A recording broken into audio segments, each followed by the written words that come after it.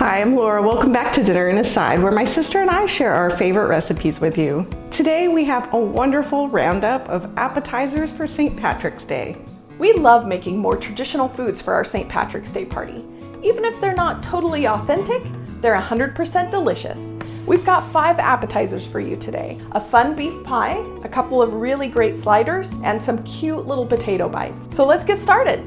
The first appetizer today is an amazing mini beef and potato pie. To start, we're going to add some oil to the pan, and once it's hot, add the onions and let those saute for just a few minutes. Then you can add the beef. Make sure it's cut into little chunks so it'll cook faster. Then add the flour in and whisk it until the flour isn't dry anymore. Let that cook for about a minute. Next, we'll whisk in the beef stock. You can use stock or make your own bouillon with water and cubes. Deglaze the pot to get all the brown bits up. Now you can add the potatoes, carrots, Worcestershire sauce, salt, and pepper. Give it a good stir. Lower the heat to medium and cover the pot. We're going to let this cook for about 20 minutes. After 20 minutes, we can take a peek. Oh, doesn't that look delicious? Since the meat was cubed really small, it's already fork tender. The last step in making the beef filling is to add the peas.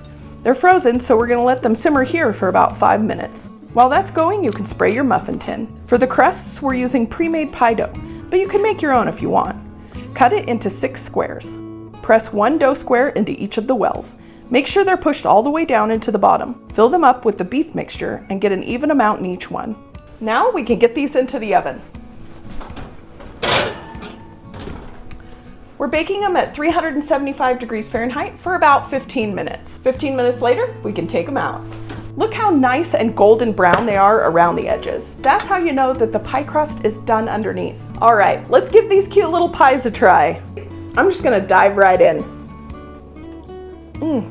I think this might be my favorite way to eat pie. These can be served hot or cold. Trust me, they're great either way.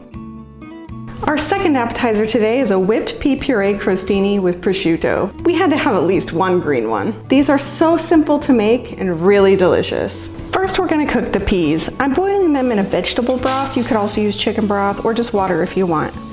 When they're done, scoop out a little bit of that broth just in case you need it to make the puree smoother. Then you can drain the peas into a colander. You can puree the peas in a mini chopper like this one, or in a food processor or a blender, doesn't really matter.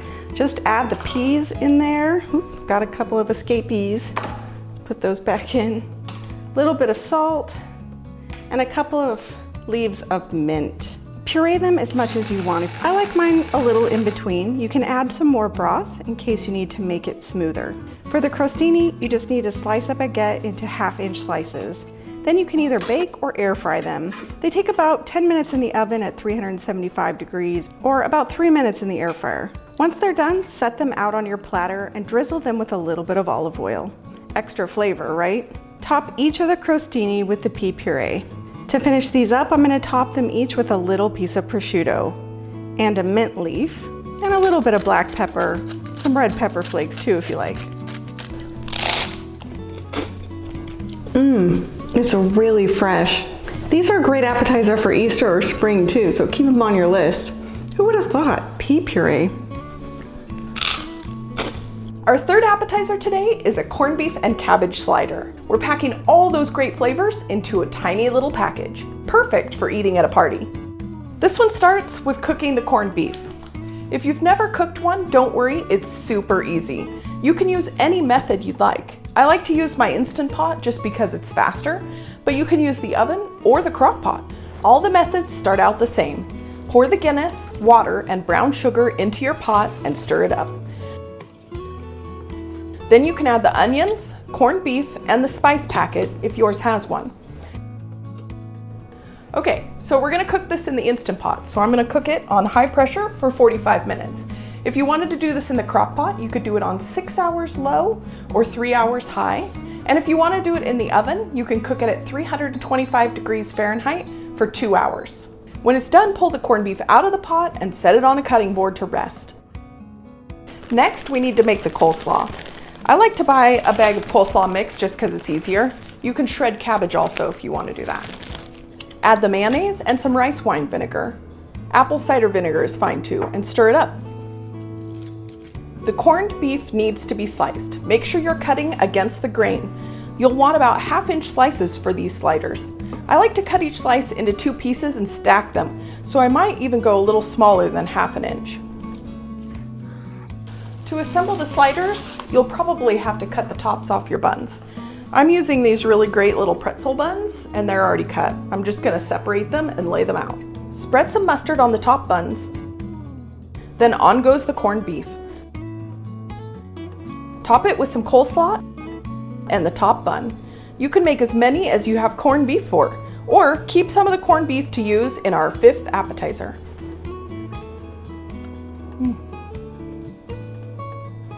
These are so good. Be prepared.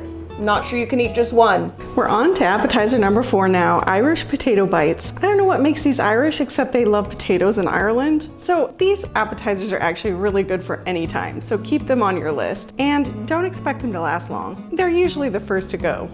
We're gonna start by heating some water with some salt until it's boiling. Then we can drop in the potatoes. It's gonna take about 12 minutes for those to cook, depending on the size. When they're done, you can drain them into a colander and then let them sit there for a few minutes so that they can cool off. We're not trying to play hot potato here, so wait until they're cool enough to slice them in half. I like to cut off a little bit of the bottom too, so that they're standing up on the tray. Now you can scoop the insides out. If you have a little spoon or a knife that you can run around the edge, that's the easiest way. I don't think they need to be perfect, just get in there and scoop it out. I think there's probably enough here. Now we can add the crumbled bacon, cheese, and melted butter, and stir that all up. You'll want to taste the filling to make sure that it's well seasoned. Salt will make these bites taste so much better. So you'll want to give it a taste and just add as much salt as you think it needs. You can also salt the potatoes to give them a little bit of extra flavor. Spread the filling out amongst the potatoes. Just mounding it up a little bit helps to keep it all together.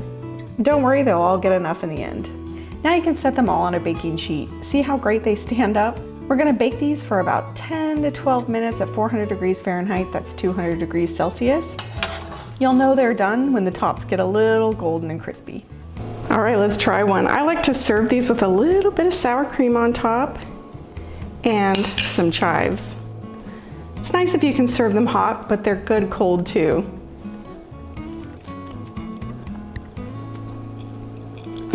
The best part about these little potatoes are how moist and squishy the inside of the potato gets, but how crunchy they are on the outside. They're delicious. We made it, our 5th and final appetizer. You know how they say you save the best for last? Well, I love these little Reuben Bites. A Reuben sandwich can be kind of messy to eat, but these little Reuben Bites are perfect. No mess, even though they're piled up with the same great ingredients. Remember how I said you could save some of your corned beef to make this last appetizer? Well, here we are. I've got my leftover corned beef. If you don't have any left over, you can always make another. You can click the timestamp description for the directions on that, or you can just use pastrami from the deli. Either way, it's gonna taste great. Cut each slice of bread into 8 pieces. If you want a bigger bite, you can just do 6 or 4 pieces. Cut the Swiss cheese slices into 4 pieces each. Cut the corned beef or pastrami into squares. Spread some of the Thousand Island dressing onto the bread and place them on your baking sheet. Add the corned beef and the cheese slices on top. Finish with a spoonful of sauerkraut.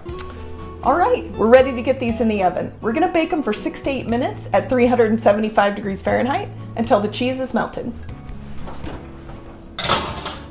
Okay, the only thing left to do is put on the Thousand Island dressing. I just use a teaspoon and put a little dollop on each one. And of course, try one.